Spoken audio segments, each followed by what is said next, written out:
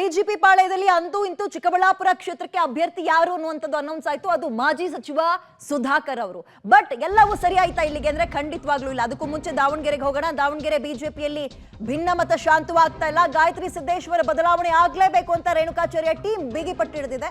ಬಂಡಾಯ ಸಾರಿದ ರೆಬಲ್ಗಳ ಮನವೊಲಿಕೆಗೆ ಬಿಎಸ್ವೈ ಮುಂದಾಗಿದ್ದಾರೆ. ಬಟ್ ನೆನ್ನೆ ಬಿಎಸ್ವೈ ಅವರು ಒಂದು ಮೀಟಿಂಗ್ ಕರೆದ್ರೆ ಬರಲೇ ಇಲ್ವಂತ ಇವ್ರು ಯಾರು, ರೇಣುಕಾಚಾರ್ಯ, ಎಸ್ ಎ ರವೀಂದ್ರನಾಥ್, ಇವ್ರು ಯಾರು ಕೂಡ ನೆನ್ನೆ ಬೆಂಗಳೂರಿಗೆ ಬನ್ನಿ ಅಂತ ಕರೆದಿದ್ರು ಬಿಎಸ್ವೈ. ಬಟ್ ಹೋಗೇ ಇಲ್ಲ. ಯಡಿಯೂರಪ್ಪ ಕರೆದ ಸಭೆಗೆ ಬರದೆ ಸಡ್ಡು ಹೊಡೆದಿದ್ರು ಭಿನ್ನರು. ಸೊ ಈಗ ಮುಂದಕ್ಕೆ ಅವರ ನಿರ್ಧಾರ ಏನು?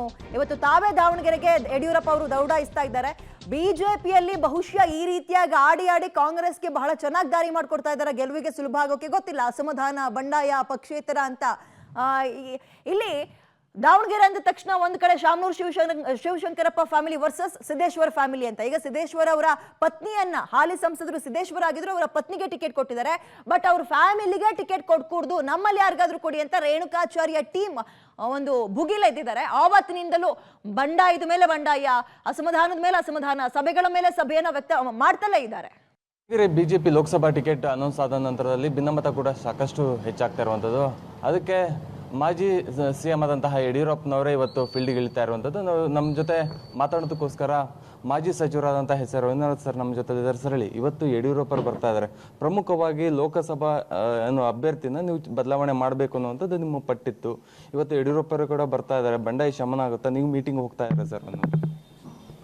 ಶಮನ ಮಾಡಲಿಕ್ಕೆ ಅಂತಲೇ ಬರ್ತಾ ಇದ್ದಾರೆ. ಆದಷ್ಟು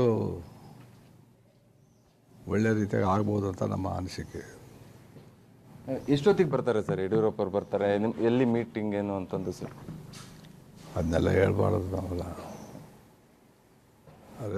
ಅಪೂರ್ವ ಹೋಟ್ಲಲ್ಲಿ ಮಾಡ್ತಾ ಇರ್ತಾರೆ ಸರ್. ಪ್ರಮುಖವಾಗಿ ನಿಮ್ದು ಒತ್ತಾಯ ಅಂದರೆ ನಿಮ್ದು ಆಗಿರ್ಬೋದು, ಕರುಣಾಕರ್ ರೆಡ್ಡಿ ಅವ್ರದ್ದಾಗಿರ್ಬೋದು, MP ರೇಣುಕಾಚಾರ್ಯ ಅವ್ರದ್ದಾಗಿರ್ಬೋದು, ಎಲ್ಲರದ್ದು ಕೂಡ ಒಂದೇ ಒತ್ತಾಯ.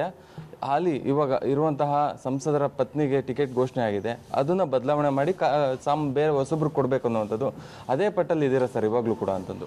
ಈಗಲೂ ಸಹ ಅದೇ ನಮ್ಮ ಇದಿದೆ. ಆದರೆ ನಾಯಕರುಗಳು ಏನು ತೀರ್ಮಾನ ಮಾಡ್ತಾರೋ ಅದಕ್ಕೆ ನಾವು ಬದ್ಧರಾಗಿರ್ತೇವೆ.